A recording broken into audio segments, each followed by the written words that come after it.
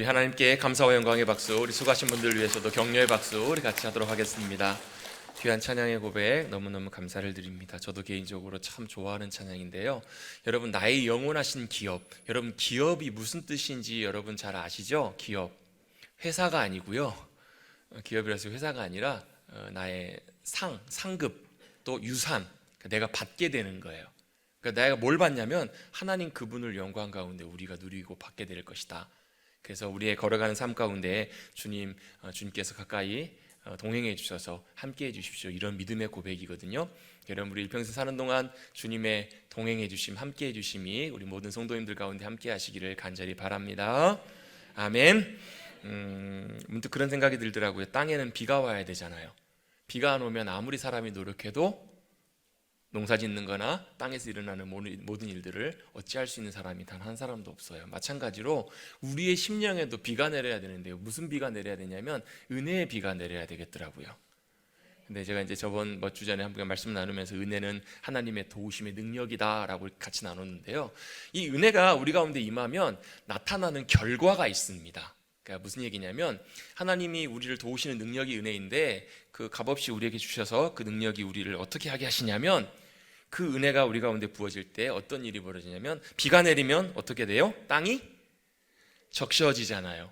또 거기서 생명이 올라오고 자라고 열매 맺고 잘하시잖아요, 우리 권사님이요.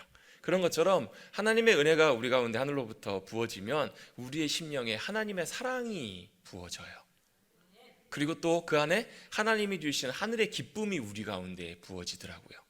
또 하나님의 은혜가 우리 가운데 임하면 우리 심령 속에 감사할 수 있게 돼요. 또 어떤 결과들이 나오냐면 하나님의 마음을 더 깊이 알게 돼요. 또 하나님의 은혜가 우리 가운데 부어지면 우리의 마음이 담대해지더라고요. 또 하나님의 은혜가 우리 가운데 부어지면 하늘의 평강과 은혜가 함께 임하게 되더라고요. 여러분, 옆에 계신 분들과 조심스럽게 우리 눈빛으로 이렇게 인사 한번 나누겠습니다. 샬롬. 샬롬. 이 샬롬이라는 것은 주님의 하늘의 평안이 여러분 가운데 옆에 계신 사랑하는 형제들에게, 자매들에게 부어지길 원합니다. 그런 인사거든요. 여러분, 이 시대에도 하늘의 평안이 우리에게 정말 귀하게 필요한 시대인 줄로 믿습니다.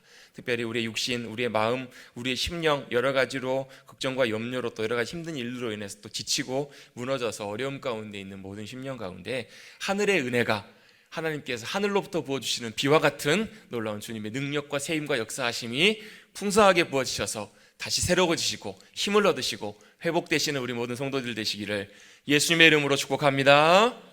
아멘. 제가 잠깐 그분들을 위해서 기도하겠습니다. 하나님, 감사합니다.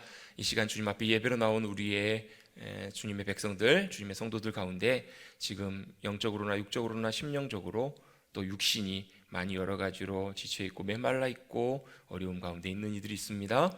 하늘의 은혜를 하나님께서 허락하여 주셔서 비처럼 내리는 그 은혜가 우리의 심령을 다시금 새롭게 해주셔서 하나님의 사랑을 또 기뻐하며 즐거워하며 감사하는 놀라운 믿음의 역사를 또 담대하고 평안함 가운데 온전하게 일어서서 이 시대 가운데서도 주님 바라보며 달려나갈 수 있는, 주님의 기쁨 될 수 있는 우리 모두 되게 하여 주시옵소서. 성령께서 회복시키시고 새롭게 해주실 것을 믿고 의지하오며 감사드리며 예수님의 이름으로 축복하며 기도드리옵나이다. 아멘. 그런 은혜가 함께 해주시기를 간절히 바랍니다. 오늘은 우리가 청년주일, 교사주일로 우리가 예배를 드리고 있습니다. 사실 성경에는 청년주일, 교사주일이라는 표현은 나오지는 않고요. 교회력에서도 정확하게 공식적으로 이 날이 지정되어 있는 날은 아니에요. 근데 5월 15일이 여러분 무슨 날인가요? 스승의 날이죠. 5월 18일은요? 5.18 성년의 날입니다. 성년은 나하고 상관없는 일이니까 관심이 없으시겠지만 이제 우리 성인이 된 그 아이들을 또 축하하면서 또 축복하는 날이 이제 성년의 날이잖아요. 그래서 이제 그 사이쯤에 있는 세 번째 주일쯤을 우리 이제 청년들 또 우리 선생님들, 교사들을 위해서 또 축복하고 격려하는 날로 이렇게 저희가 임의로 지키고 있습니다. 그래서 항상 그날을 통해서 우리 청년들 또 우리 수고하시는 교사들과 선생님들을 위해서 또 그들을 위해서 기도하고 축복하는 날로 보내고 있는데요. 오늘은 특별히 교사 선생님들도 참 귀하지만 우리 청년들에 대한 말씀들로 함께 말씀을 좀 나누기를 원합니다. 여러분, 청년하면 뭐가 생각이 나세요? 청년.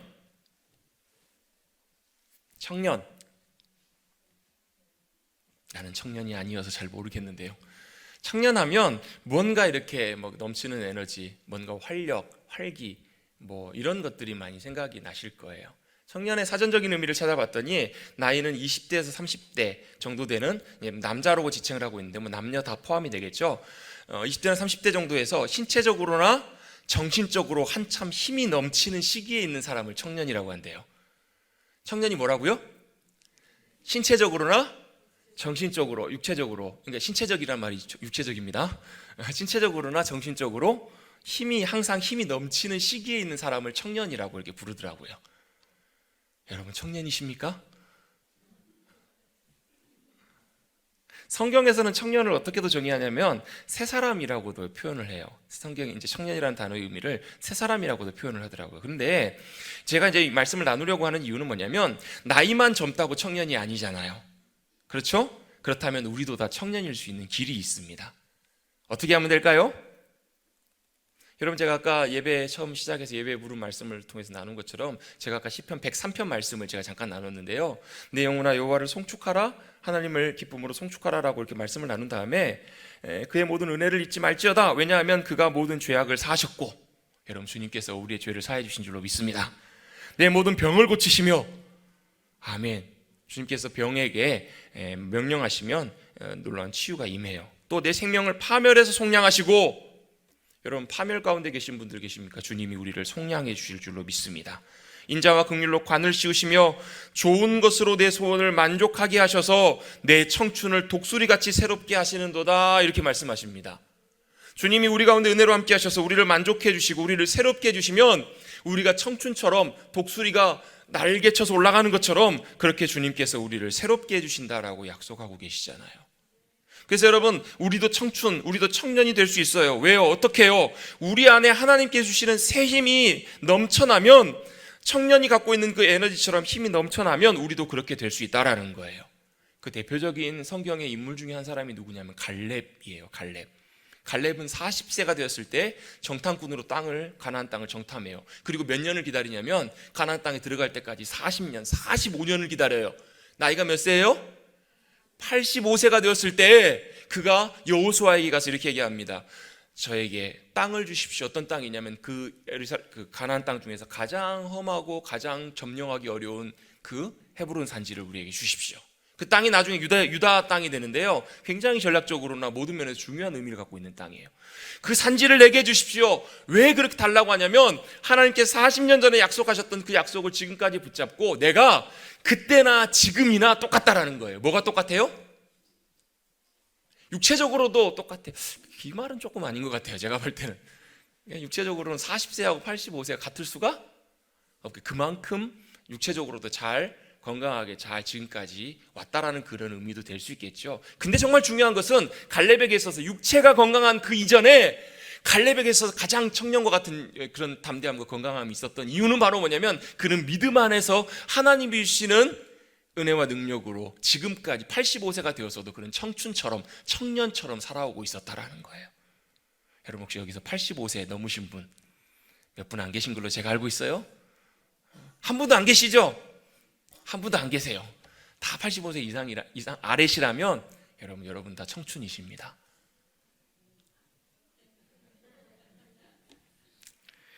아니실라면 마시고요.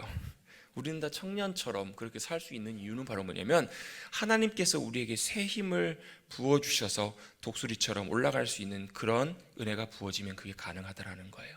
또 여러분 성경을 찾다 보니까 고린도후서 말씀에도 이런 말씀이 있어요. 고린도후서 4장에도 보면 우리의 겉사람은 날로 옛날 성경에 보면 후패하나 이렇게 표현되어 있어요.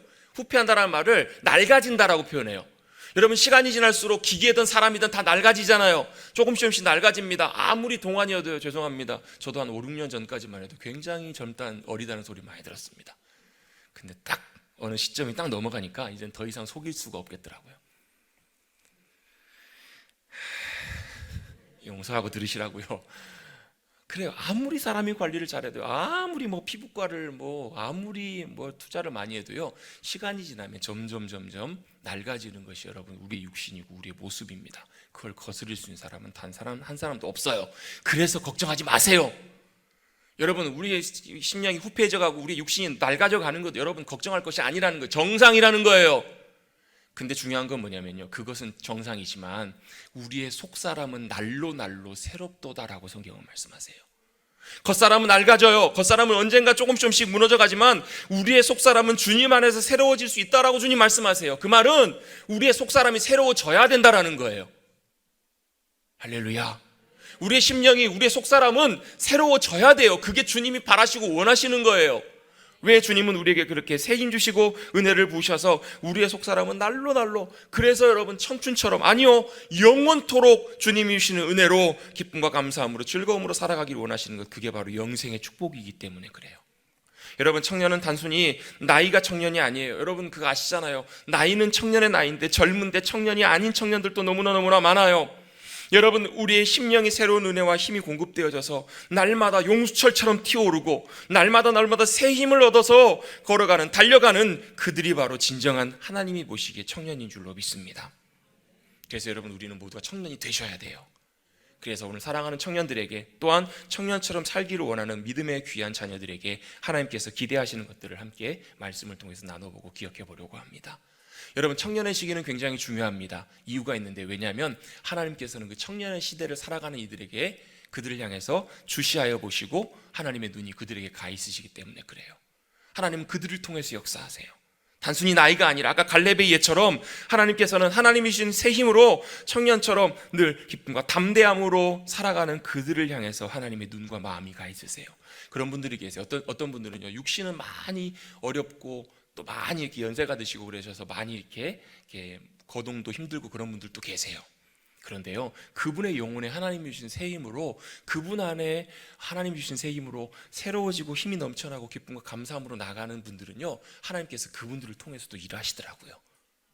누워 계시는 그곳을 통해서도 하나님께서는 그분의 간구와 기도와 그 작은 통로를 통해서도, 그곳을 통해서 역사하시는 하나님의 일하심들이 분명히 있더라고요. 그게 바로 청년이라는 거예요. 하나님께서는 그 청년의 때에 그들을 준비시키시고 함께 하시면서 하나님의 약속과 계획들을 이루어가세요. 성경에도 보면 많은 예들이 있어요. 요셉, 여호수아, 기드온, 다윗, 다니엘의 친구들, 많은 경우에도 보면 다 청년의 때에 주님께서 큰 일을 맡기시고 감당하셨어요. 가장 대표적인 예 중에 하나가 바로 누구냐면 예수님이세요. 예수님께서도 청년의 시대에 하나님의 귀한 일을 감당하신 것처럼 청년의 때는 하나님의 관심과 눈이 굉장히 많이 가 있으세요. 여러분에게 하나님의 눈과 관심과 마음이 많이 가 있으십니까? 왜 아멘을 못하십니까? 다 청년이 아니십니까? 여러분의 심령은 청년이 되셔야 된다니까요. 그래야 주님께서 함께 하시고 역사하시고 주님의 일들을 나타내 주십니다. 두 번째 중요한 이유가 있는데요, 이거는 제 표현이 아니라 한 목사님께서 쓰신 표현이에요. 왜냐하면 청년의 시대는, 청년의 때는 바로 현존하는 미래이기 때문입니다. 굉장히 철학적이고 어려워 보이는 표현이죠. 현존하는 미래. 이게 무슨 말인가? 미래는요, 아직 오지 않은 거예요. 미래는 저 앞에 있는 시간이 미래예요. 근데요, 그 미래가 현존한대요. 지금 존재한대요. 무슨 뜻인가? 바로 그 미래가 바로 언제요? 지금이라는 거예요. 청년의 시대에 보내는 오늘 하루가, 지금 이 순간이 바로 오늘에 국한되는 것이 아니라 내일을, 미래를 결정한다는 뜻이에요. 지금 어떻게 보내는가가 바로 내일을, 미래를 결정하고 보내는 거예요. 여러분, 청년의 때는 금방 지나가잖아요. 여러분, 죄송합니다. 또 제 얘기를 해서, 제가 군대 전역하고 학교를 다시 복학했을 때 나이가 23살이거든요. 23살이었는데 제 나이의 어떤 이해와 관점은요, 23살에 아직도 멈춰 있어요. 제가 지나왔던 나이의 시간은 23살에 딱 그대로 멈춰 있어요. 아직도 그 순간이 잊혀지지가 않고요. 아직도 딱 하면 저는 아직도 그 젊은 23살인 것처럼 가끔 착각할 때가 종종 있어요. 그 말은 무슨 얘기냐면 23살부터 지금 지나오는 40대 지나오는 그 20여 년의 시간이 저에게는 어떻게 지나간지 모르게 쑥 지나가 버린 시간이었다라는 거예요. 여전히 저의 마음과 관심과 생각은 여전히 그 시간 안에 있어요. 여러분, 저는 아직도 23살 그 파릇파릇한 청년의 시기에 있는 것처럼 보이지만 실제 현실은 어때요? 저는 40대를 살아가고 있어요. 그 모습은 찾아보려고 해도, 그때 돌아가려고 해도 돌아갈 수 있어요, 없어요? 있어요, 없어요? 김혜양 장로님 그때 있으셨죠? 돌아가고 이건 아멘 하실 게 아니라 그냥 네 하시면 돼요. 돌아가고 싶으세요? 안 돌아가고 싶으세요? 돌아가고 싶으시죠? 근데 돌아갈 수가 없어요. 그러면 그때 나의 청년의 모습, 그때 그 시간들은 없어져 버렸을까요? 내 추억에만, 기억 속에만 남아있는 모습일까요? 아니요. 그때 살았던 23살의 모습이, 젊었을 때 그 모습이요, 여러분의 지금 삶 가운데 그대로 다 녹아있다라는 거예요. 농축되어 있다라는 거예요. 여러분 잘 아시잖아요. 링컨이 했던 말 기억하시죠? 나이 40이 되면 그 사람의 얼굴을 책임질 수 있어야 된다라고. 그 말이 의미하는 바가 뭐예요? 잘생기고 못생기고 중요한 게 아니잖아요. 지나왔던 삶의 순간순간들, 그 시간들이 얼굴에 녹아서 드러난다는 뜻이잖아요. 여러분, 젊음의 시간들은 금방 지나갑니다. 그런데 그냥 없어지는 것이 아니라 바로 그 하루하루가 나중에 하루하루, 나중에 미래의 시간들을 결정한다라는 거예요. 여러분, 절대로 오늘 없는 내일은 없어요. 오늘을 어떻게 보내느냐가 내일을 결정한다면, 여러분, 오늘 잘 준비된 청년의 삶이 바로 내일 주님이 역사하시고 일하시는 데 귀하게 쓰임받을 수 있어요. 그래서 여러분, 청년의 시기는 그렇기 때문에 너무나 잘 중요하잖아요. 여러분, 지혜로운 슬기로운 다도처녀처럼 잘 준비된 기름등불이 내일의 혼인잔치에 나아갈 수 있게 되는 것처럼, 바로 청년의 시기는 최종적인 목표의 자리가 아니라 바로 그 순간이 오늘 하루 살고 끝나는 것이 아니라 바로 내일을 향해서 나아가야 되는 귀한 시간이고 타이밍이고 준비임을 우리는 기억해야 될 줄로 믿습니다. 그래서 청년의 시기는 너무나 중요해요. 하나님의 눈과 관심이가 있고요. 청년의 시기가 어떻게 보냈는지가 바로 지금의 나를 만들어 간다면 우리가 몇 가지 중요하게 살펴봐야 될 것들을 좀 정리해 보려고 합니다. 오늘 본문에 보면 12절, 13절, 14절 말씀에 보면 아이들아, 자녀들아, 또 아비들아, 이런 표현들이 나와요. 자녀들과 아비들에 대한 내용들은 좀 차치해두고 제껴두고요. 우리는 뭘 잠깐 보려고 하냐면 13절 뒷부분에 보시면 청년들아 라고 하면서 사도 요한이 권면하는 말이 나와요. 청년들아, 내가 너희에게 쓰는 것은 뭘 쓴다라는 거예요? 뭘 쓰고 있다는 거예요? 너희가 악한 자를 이기었다라고 말씀하세요. 청년이 뭐 한 거예요? 악한 자를 이긴 거예요. 악한 자를 승리했다, 이겼다. 그리고 나서 14절 맨 뒷부분에도 보시면요, 청년들아, 다시 한번 또 그 표현이 나와요. 청년들아, 내가 너에게 쓴 것은 뭘요? 너희가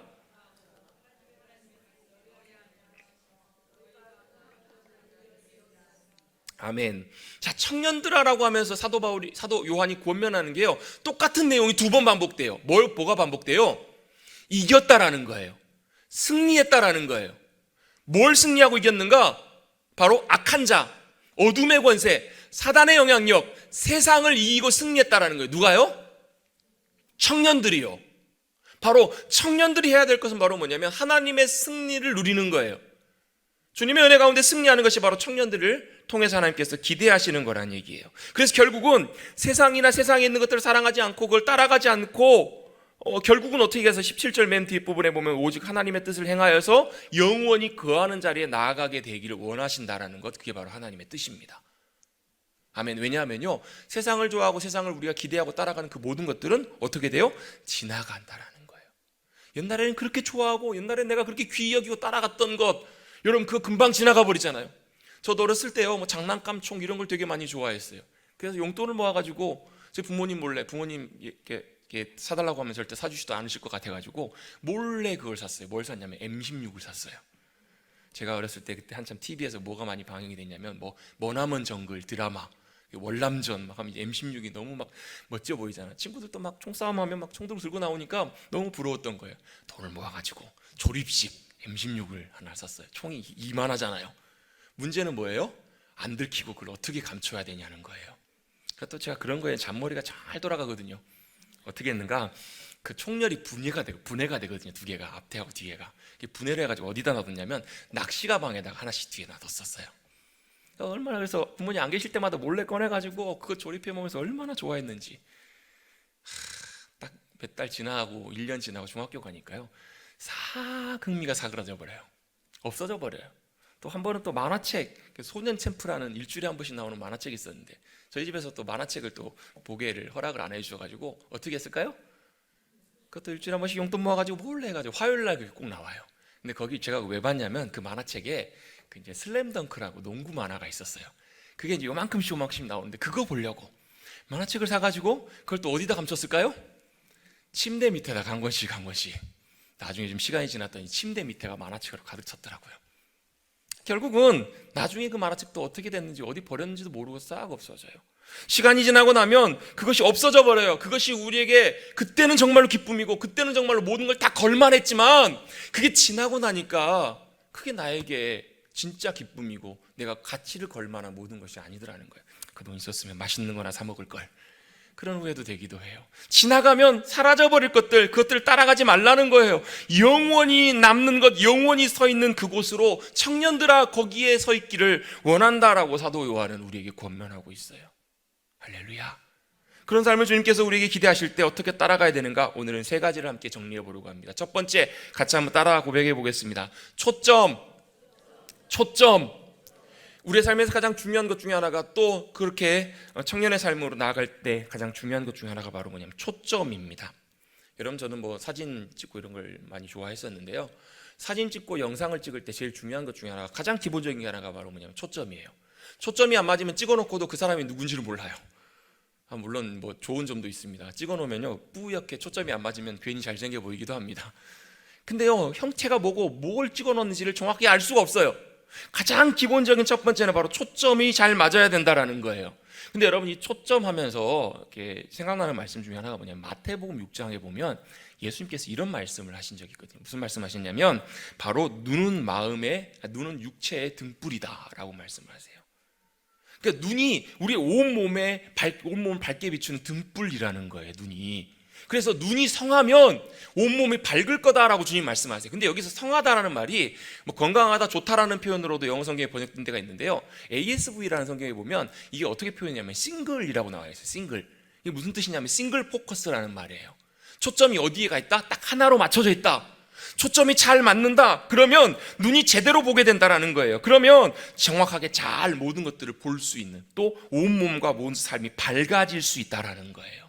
여러분, 초점은요, 정확하게 잘 맞아야 됩니다. 한 곳으로 정확하게 잘 맞는 게 필요해요.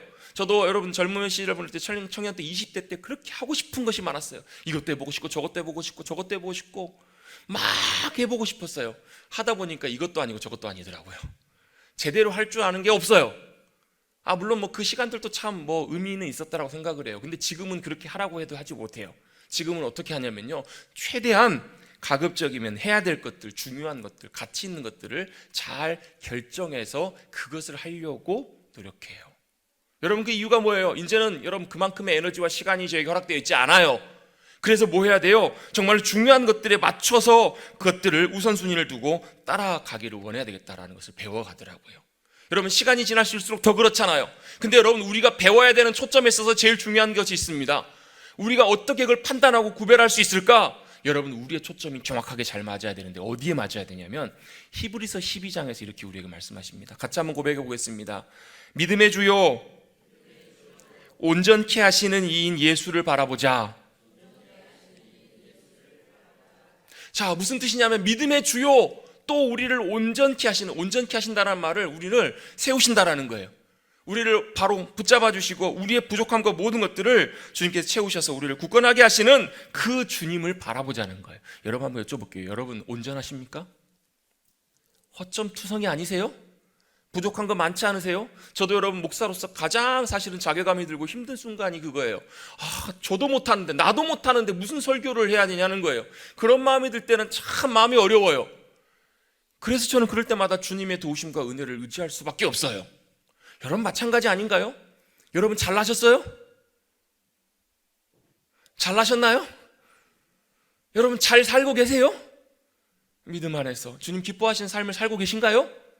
안 되신다면 연약한 우리를 온전케 하시는 주님을 바라보십시오. 믿음의 주여 온전케 하시는 그 주님을 바라보고 의지하고 그 주님께 초점이 맞춰져 있는 것이 너무나 중요해요. 다른 것에 초점이 맞춰져 있는 것이 아니라 주님께, 우리를 온전케 하시는, 또 온전한 빛이 되시는 주님께 초점이 맞춰져야 돼요. 그래야 우리가 보아야 될 것들이 제대로 보이는 거예요. 근데 우리의 문제가 하나 있습니다. 뭐냐면, 안목의 정욕이 우리를 지배해요. 우리는 보고 싶은 것을 보고 싶어하는 마음들이 있잖아요. 똑같은 걸 봐도 보는 게 달라요? 같아요? 자기가 보고 싶은 대로 보는 경향들이 훨씬 많아요. 여러분, 우리가 초점을 맞춘다는 것은 여기에 초점을 맞추고 저기에 초점을 맞춘다는 것이 아니에요. 정확하게, 여러분, 사팔뜨기가 되지 마십시오. 이거 보시면 이것도 보시고 저것도 보시면 제대로 볼 수가 없어요. 제대로 초점이 맞아떨어지지 않아요. 여러분, 마가복음 9장에 보면요, 어떤 내용이 나오냐면, 주님께서 벳세다를 가셨을 때 한 시각장애인이, 한 맹인이 주님을 만나요. 주님께서 그를 고쳐주세요. 야, 뭐가 보이느냐? 라고 주님 물으셨더니 뭐가 보인다고 말씀하세요? 얘기를 해요? 나무 같은 것들이 걸어갑니다. 사람을 보면 사람이 보여야 되는데 마치 나무 같은 것이 걸어가는 것처럼 보이더라는 거예요. 온전하게 보지 못하니까 다시 예수님이 그를 부르셔가지고 다시 고쳐주세요. 그제서야 제대로 보게 되잖아요. 여러분, 우리가 주님께 초점이 맞춰지고 주님께서 우리를 온전하게 잘 보게 해주시면 진짜 제대로 보게 되는 것을 보게 되는 거예요. 그걸 바로 뭐라고 하냐면 믿음의 시야라고 이렇게 표현합니다. 여러분, 예수님을 온전하게 우리의 초점과 마음이 갖춰지고 보여질 때, 초점이 거기에 맞으면 진짜 우리가 봐야 될 것들이 보여져요. 여러분은 뭘 보고 지금 살아가고 계십니까? 혹시라도 여러분 예수님을 통해서, 하나님을 통해서 얻게 될 우리가 원하는 그걸 보고 가고 계시는 것은 아니세요? 우리는 여러분 예수님을 통해서 얻게 될 그걸 보지 마시고, 왜냐하면요, 그걸 보고 가면 주님 그거 안 주시면 우리의 눈과 방향이 어디로 가야 될지를 몰라요. 그래서 낙심해요. 때때로 어떨 때는요 화내요. 하나님 진짜 그러실 수 있어요? 하나님 저한테 왜 그러세요? 기도에도 응답 안 해주시네요. 이런 자리에 우리가 갈 수 있거든요. 그게 아니고 우리가 주님을 통해서 얻게 되는 것이 아니라 바로 예수 그리스도 그분, 하나님 아버지 그분을 우리가 온전히 바라보고 신뢰하고 그 선하신 주님께 우리의 시선과 마음과 중심을 믿음 가운데 고정해야 될 줄로 믿습니다. 그래야 우리의 삶에 길들이 보이고 우리가 뭘 해야 될지가 보여요. 이걸 뭐라고 하냐면 성경에서 비전이라고 합니다. 비전 아시죠, 여러분? 비전하면요, 우리는 이렇게 의사가 우리의 비전이고, 이렇게 되는 것이 우리의 비전이고, 이걸 하는 것이 우리의 비전이라고 생각하는데요. 그게 비전이 아니에요. 비전은 뭐냐면, 보는 시야예요, 시각이에요. 근데 그 비전이 만약에 내가 보는 비전이라면 그건 하나님과 상관없어요. 그냥 내가 보고 내가 원해서 그걸 달려가는 거예요. 근데요, 주님께 초점이 맞춰진다는 얘기는 무슨 얘기냐면, 내 비전을 보고 따라가는 것이 아니에요. 여러분, 내 비전을 보고 따라가면요, 거기가 반드시 뭐가 되냐면, 그게 야망이 됩니다, 야망이. 그래서 여러분, 그 안목의 정욕이 참 무서운 게 끊임없이 그걸 나를 그쪽으로 이끌고 간다라는 거예요. 비전은 바로 뭐냐면, 먼저 내가 주님께 초점이 맞춰져 있어서 주님이 보게 되시는 것을 그걸 보고 가는 것이 그것이 바로 진정한 비전이라는 거예요. 여러분, 하나님께서는 여러분 한 분 한 분을 향해서 어느 누구도 예외 없이 하나님의 비전과 계획을 갖고 계세요. 그래서 여러분을 이 땅에 보내신 거예요. 그게 여러분 세상 사람들이 볼 때 대단해 보이는 것이든 아닌 것이든 상관없이 하나님께서는 여러분 한 분 한 분을 통해 생각을 원하신 하나님의 계획과 부르심과 인도하심이 반드시 있으세요. 여러분, 그걸 볼 줄 알게 되시기를 주님의 이름으로 축복합니다. 그건 여러분 주님이 우리의 초점이 되어주셔서 주님께 우리의 시선과 모든 것들이 맞아떨어질 때 그게 맞춰져요. 여러분들, 우리의 인생도 마찬가지로 그 시선으로 보아야 돼요. 그 시야로 초점이 맞춰져서 보아야 돼요. 그렇지 않고 여러분 내 눈으로 내 인생을 바라보기 시작하면요, 어떤 일들이 벌어지는가? 답답한 일도 많이 생겨요. 답이 없는 상황 속에서 절망하고 낙심되기도 해요. 또 기대에 참여해서 좋아하기도 보기도 하지만 막연하고 막막하고 어떻게 될지 걱정이 되기도 해요. 이유가 있습니다. 왜냐하면요, 우리는 내일 어떤 일이 어떻게 일어날지도 모르고 살아가는 인생이기 때문에. 내일이 뭐예요? 1시간 후에 1시에 여러분 어떤 일이 일어날지 여러분 아세요? 모르세요? 몰라요. 그렇기 때문에 우리의 눈으로 우리 인생을 바라보면 불확실해요. 그래서 여러분 막연해요. 그래서 당연히 걱정되고 두렵고 염려될 수밖에 없어요. 그래서 불안해요. 그래서 마음에 평안이 없어요. 그런데 우리의 시선이 초점이 주님께로 맞춰져 있으면 신실하게 역사하시고 인도하실 그 주님의 놀라운 계획과 예비하심을 우리가 보게 될 줄로 믿습니다. 여러분, 주님의 눈으로 우리의 삶과 환경과 현실을 보십시오. 그게 안 보이면 마음이 불안하고 두렵고 낙심되고 마음에 때때로 분노가 일기도 하고 마음이 무너지기도 해요. 여러분, 지난주에 우리 새벽 예배를 나누면서 시편 13편을 읽다 보니까 다윗이 이렇게 기도하고 있더라고요. 하나님, 어느 때까지입니까? 그걸 4번이나 기도해요. 어느 때까지입니까? 하나님, 왜 저 대적들을 가만두십니까? 하나님, 왜 나의 상황 속에서 역사하지 않으십니까? 왜 안 하세요? 여러분, 하나님 분명히 하십니다. 하나님 하시는데요, 하나님의 때에 하나님의 역사하심대로 일들을 이루시는 거예요. 다윗이 너무 조급해졌어요. 하나님, 이렇게 가만두시면 이러다가 저 죽으면 어떡해요? 하나님이 가만두셨다가 역사하지 않으셨다가 사탄이 이기면 어떡해요? 대적들이 이기면 어떡해요?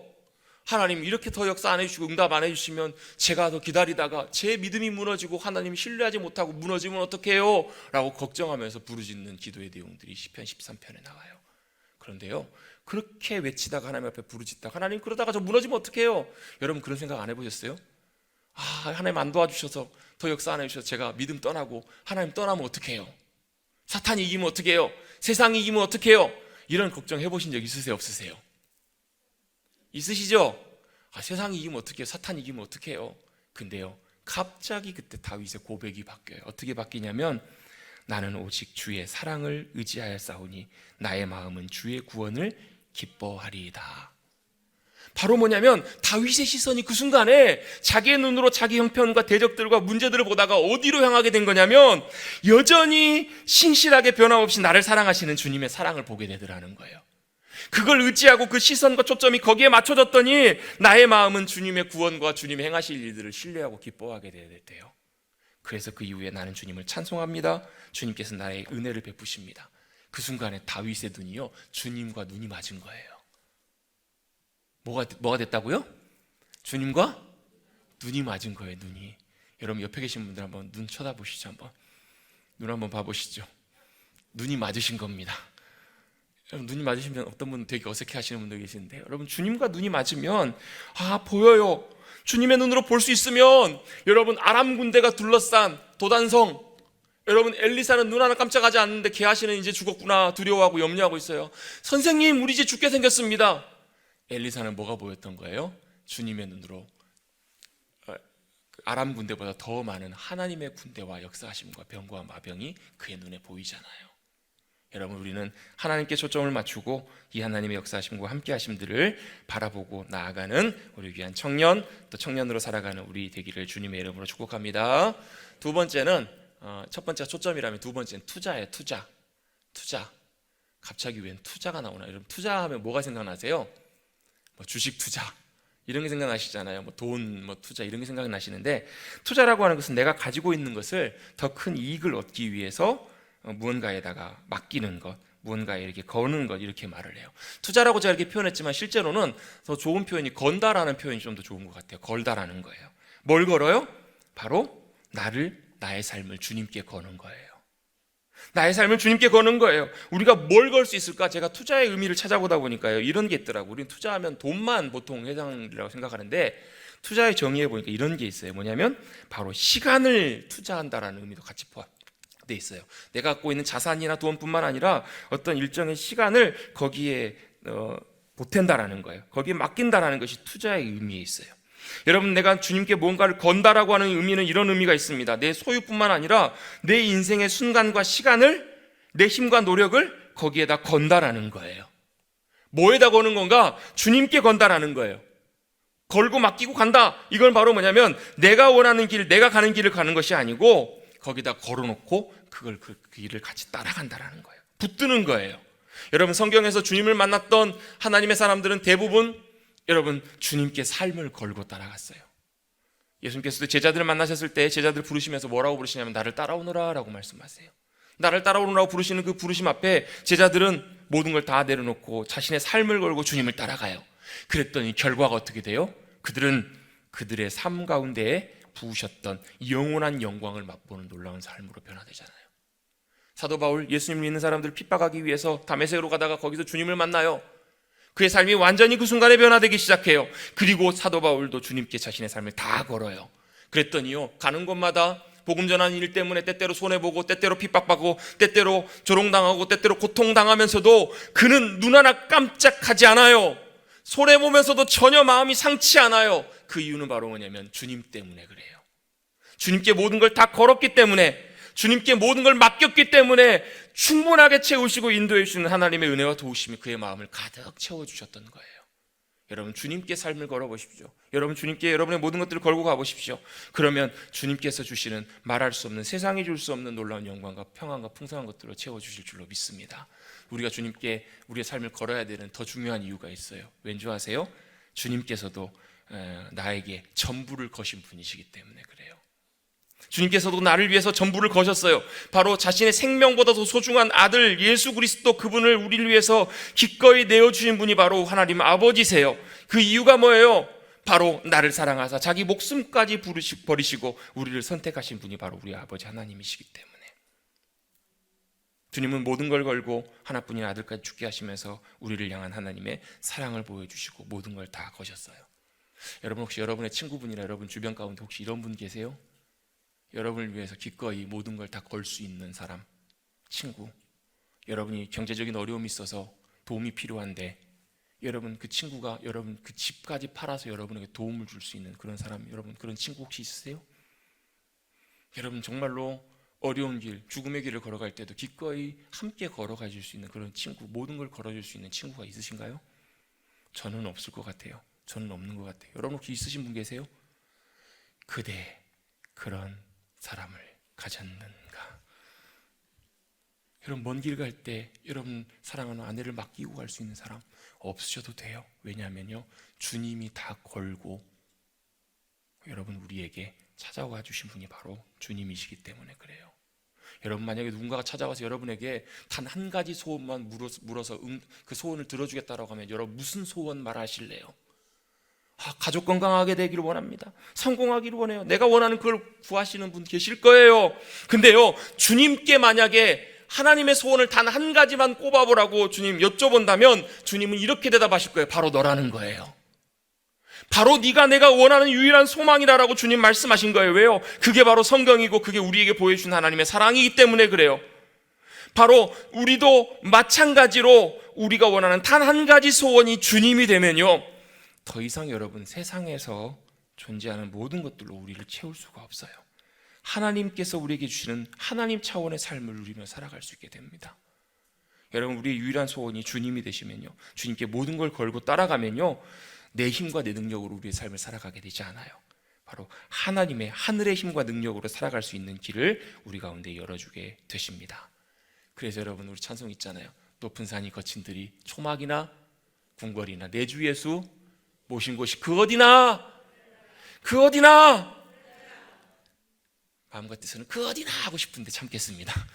그 어디나 하늘나라로 살아갈 수 있는 은혜와 능력은 바로 주님께 모든 걸 걸고 살아가는 바로 그 삶이기 때문에 그래요. 근데요, 한 가지 방해되는 것이 하나 있습니다. 그걸 방해하는 것이 하나 있는데 그게 바로 뭐냐면 정욕이라는 거예요. 정욕. 오늘 성경에도 보면 너희가 세상을 사랑하면 하나님 사랑이 그 안에 있지 않다. 이는 세상에 있는 모든 것이 뭐예요? 육신의 정욕, 안목의 정욕, 이생의 자랑이다라고 말씀하고 있는데요, 안목의 정욕은 아까 제가 초점의 부분에 잠깐 말씀을 드렸는데 육신의 정욕에 대한 부분이 나와요. 여러분 정욕하면 뭐가 생각이 나세요? 정정자에다가 욕심욕자 하니까 우리의 어떤 본성적인 어떤 그런 욕구와 욕망, 그런 걸 더 먼저 떠올리실 거예요. 맞아요, 그것도 포함이 됩니다. 그런데 성경의 원어에서 정욕이라는 단어의 의미를 찾아가다 보면 이런 의미도 있다고 합니다. 어떤 의미가 있냐면 내가 원하는 대로 무슨 일이 있어도 꼭 돼야 되는 것, 그게 정욕이라는 거예요. 정욕이 뭐라고요? 내가 원하는 대로, 내가 바라는 대로 그대로 무슨 일이 있어도 기필코 꼭 돼야 되는 게 그게 정욕이라는 거예요. 여러분 이렇게 정욕을 정의해 본다면요, 이렇게 우리가 좀 접근을 해볼 수 있어요. 좋은 것들도 정욕이 될 수 있습니다. 여러분 한번 여쭤볼게요. 여러분 성공이 좋은 건가요? 나쁜 건가요? 성공은 성공하면 좋은 거죠. 근데요, 꼭 성공해야 돼. 내가 원하는 대로 그대로 꼭 성공해야 돼. 그러면 이게 뭐가 될 수 있다고요? 정욕이 될 수 있다라는 거예요. 여러분 한번 여쭤볼게요. 여러분 돈 좋은 거예요? 나쁜 거예요? 좋은 거예요. 돈 좋은 거예요? 나쁜 거예요? 제가 왜 웃었냐면 여러분들이 하도 의미심장한 표정을 지으셔가지고 여러분 돈 좋은 거예요. 잘 되는 건 좋은 거예요. 그런데요 그것이 꼭 내 뜻대로 정말 꼭 돈 벌어야 돼. 그러면 그게 뭐가 된다고요? 정욕이 된다라는 거예요. 그 정욕이 바로 우리를 어떻게 끌고 가게 하는가? 바로 그 정욕이 바로 주님께 우리의 모든 걸 못 걸게 한다라는 거예요. 그 정욕이 주님보다 다른 걸 더 사랑하게 만들어요. 다른 것들로 우리를 이끌고 간다라는 거예요. 그래서 여러분 주님께 내 모든 걸 거는 삶, 투자하는 인생은요, 중요한 결정을 하거나 무언가를 할 때 그것이 내게 얼마나 이익이 되고 도움이 되는가, 내게 얼마나 좋은 결과를 나타내는가, 그걸 따져보는 것이 아니라 어떻게 하는 거냐면요, 하나님 입장에서 하나님에게 얼마나 도움이 되는가, 하나님이 얼마나 기쁨이 되는가, 하나님께 얼마나 영광이 되는가, 그것을 따져보고 결정하고 따라가는 인생이 바로 주님께 모든 걸 걸고 따라가는 인생이에요. 할렐루야. 여러분 그 삶이 저와 여러분의 삶 가운데 드러날 수 있게 되기를, 세워질 수 있게 되기를 주님의 이름으로 축복합니다. 여러분 투자한다라는 것은 가치를 알고 기꺼이 믿고 맡기고 걸고 따라가는 것이 바로 투자이잖아요. 여러분 무엇에 투자하고 여러분의 삶의 시간들을 어디에 걸고 살아가시겠습니까? 저도 돌아놓고 보면 참 헛된 것들, 없어져 버릴 그런 것들에 제 시간과 제 삶을 너무나 많이 허비했을 때가 참 많이 있었던 것 같아요. 그런데 여러분 한 가지 원칙, 우리의 삶은 주님께 걸어야 된다라는, 주님께 투자해야 된다라는, 주님께 걸고 따라가야 된다라는 이거 하나 기억하시고 살아가시면 여러분 주님의 나라가 저와 여러분의 삶 가운데 임하는 것들을 맛보며 경험하게 될 줄로 믿습니다. 마지막입니다. 청년의 시대 우리가 승리하며 살아가는 삶을 살아가기 위해서 마지막 해야 될 중요한 것은 바로 훈련입니다. 같이 한번 해보시겠습니다. 훈련입니다. 여러분 가치 있는 삶을 살아가기 위해 준비해야 되는 것은 바로 훈련인데요, 우리의 삶, 주님의 부르심, 사명과 그 일들을 감당하기 위해서는 훈련이 필요합니다. 이런 글이 있더라고요. 작은 물줄기는 바꾸기 쉽지만 큰 물줄기가 되면 바꾸기가 어렵다. 여러분 우리가 훈련해야 되는 이유는 그것입니다. 여전히 우리는 세상의 습관과 많은 것들을 우리가 따라갈 때가 훨씬 많아요. 디모데전서 4장의 말씀에 보면 이런 말씀이 있습니다. 여러분 잘 아시는 말씀인데요, 망령되고 허탄한 신화를 버리고 경건에 이르도록 내 자신을 연단하라. 이 연단하라는 말이 훈련하라는 말이에요. 뭐 하라고요? 망령되고 허탄한 신화를 버리고 경건에 이르도록 훈련하라는 거예요, 자기 자신을. 8절도 중요한 말씀인데요, 육체의 연습은 연단은, 훈련은 약간의 유익이 있으나 경건은 범사에 유익하니 금생과 내생에 약속이 있느니라 라고 말씀을 하세요. 자, 무슨 의미냐면요, 육체의 훈련은, 육체의 연습은 유익이 있어요, 없어요? 있어요. 있기는 있어요. 근데 약간 있고, 반대로 우리의 경건은 범사에 유익하다라고 말씀하세요. 자, 설명을 드립니다. 육체의 연습은 이런 거예요. 여러분 몸을 가꾸고 노력하는 거 필요합니까? 안 필요합니까? 필요해요. 그래서 여러분 요즘 젊은 청년들은, 젊은 세대는요 얼마나 열심히 관리를 하는지, 몸짱이 되기 위해서 얼마나 많은 수고와 노력을 하는지 몰라요. 닭가슴살에다가 헬스장을 다니면서 트레이닝을 하면서 얼마나 많이 몸을 관리하고 노력하는지 몰라요. 육체의 연습은 어떻다고요? 이익이 있긴 있어요. 근데 어떻다고요? 약간 있어요. 헬스만 하는 게 아니에요. 뭐 또 하냐면 스펙도 쌓아요. 자신의 삶을 훈련하기 위해서 여러분 열심히 공부해서 성적도 내고요, 어떤 자격증도 따고요, 많은 것들 준비해요. 연수도 다녀와요. 여러분 이거 필요해요? 유익해요? 안 해요? 유익합니다. 근데 약간 유익해요. 진짜 우리에게 유익한 거 다 좋지만 육체를 위한 연습과 스펙 그것들도 해야 되겠지만 진짜 유익한 건 뭐가 유익하다? 경건에 이르도록 훈련하는 것이 가장 유익하다라는 거예요. 여러분 경건이라는 말의 뜻은 뭐냐면 유세비우스라는 말인데요, 언제 어디서나 하나님을 경외하고 언제 어디서나 주님을 사랑하고 주님을 닮아가는 것을 경건이라고 해요. 언제 어디서나 주님을 더 사랑하고 주님을 붙잡고 주님의 말씀이 내 삶의 가치관이 되고 주님 손에 붙잡힌 바 되어서 주님과 함께 동행하며 걸어가는 삶, 주님의 기쁨으로 섬기며 살아가는 삶을 바로 경건이라고 해요. 여러분 그 삶의 경건이 되면요, 이생의 자랑, 우리 삶의 자부심이 나 자랑이 바로 주님이 되십니다. 다른 것이 내 자랑이나 자부심이 되지 않아요. 그것이 바로 주님이 내 자부심이 되고요, 주님이 바로 나의 자랑이 돼요. 그래서 더 주님을 배워가고 따라가기 위해서 우리는 경건에 이르는 연습을 할 수 있게 돼요. 여러분 디모데후서에도 그런 말씀이 있어요. 말씀으로 잘 준비돼서 하나님의 일꾼으로 준비되라 라고 말씀하신 다음에요, 그 뒤에 어떤 내용이 나오냐면 큰 집에는 뭣도 있다? 금그릇도 있고 은그릇도 있고 나무 그릇도 있고 질그릇도 있다. 여러분 혹시 금그릇이십니까? 여러분 금그릇 되고 싶으십니까? 금그릇 되고 싶으시려면요, 태어날 때부터 금수저 물고 태어나셔야 돼요. 요즘은 금수저 아무나 못 됩니다. 여러분 젊은 세대 고민 가운데 누구는 금수저, 나는 뭐예요? 나는 흙수저. 여러분 하나님의 관점에서는요, 금수저, 은수저, 나무수저, 흙수저 그게 중요한 게 아니에요. 어떤 그릇이 더 중요해요? 금그릇이든 은그릇이든 그게 중요한 것이 아니라 잘 정결하게 자기를 깨끗하게 잘 준비된 훈련된 그 그릇을 주인이 들어 사용하신다라는 거예요. 여러분 주님이 기뻐하시고 원하시는 것은 바로 뭐냐면 우리가 더 정결하게 경건하게 거룩하게 잘 준비되어져 가는 것이 바로 하나님이 기뻐하시는 거란 얘기예요. 여러분 잘 준비되어져 가시는 여러분들 되시길 주님의 이름으로 축복합니다. 그런 고민 해보신 적 없으세요? 하나님은 물질적으로 세상을 다 가지신 분이신데 왜 나는 안 주시냐는 거예요. 그런 고민 안 해보셨어요? 아니 왜 하나님 그렇게 돈 많으신 분이시라면서 나의 필요하신데 왜 안 주시냐는 거예요. 왜 안 주시는지 아세요? 우리가 준비되어져야 돼요. 준비 안 되었는데 하나님께서 물질 주시면요, 반드시 그 물질이 나를 하나님으로부터 멀어지게 만들어요. 넘어지게 만들어요. 준비되면 하나님께서는 언제든지 주시기를 원하세요. 왜요? 잘 준비되면요, 어떻게 받아서 어떻게 해야 되는지, 하나님이 어떻게 기뻐하시는 대로 흘려보내는지를 너무나 잘 알아요. 하나님의 기쁨이 되고 하나님 기뻐하시는 모습으로 드려질 수 있어요. 여러분 그래서 우리는 준비되셔야 돼요. 여러분 오늘의 준비, 오늘의 판단과 결정, 오늘 하루의 삶이 여러분 나중에 나의 삶의 결과와 열매를 결정하잖아요. 여러분, 준비되지 못하면 내가 거기에 지배당하고 통제당합니다. 그런데요, 내가 준비되면 그걸 지배하고 다스리고 통치할 수 있어요. 여러분, 거기에 잘 준비되셔서 하나님의 놀라운 생명과 은혜와 역사하심들을 온전하게 흘려보내시는 귀한, 하나님이 기뻐하시고 찾으시는 청년과 같은 우리 모두가 되시기를 주님의 이름으로 축복합니다. 그래서 내 삶을 통해서 역사하시고 함께 하시는, 또 주님께서 귀하게 사용해 주시는 그런 귀한 사람이 될 수 있도록 경건, 하나님 사랑하는 법을 더 잘 배우시고 잘 세워지셔서 복된 앞으로의 모든 걸음걸음들이 지금보다, 오늘보다 더 귀하고 복되게 살아가시는 우리 귀한 청년, 또 청년과 같은 저 여러분, 우리 모두가 되시기를 주님의 이름으로 축복합니다. 여러분, 바닷물에는요, 소금이 몇 프로 들어있는 줄 아세요?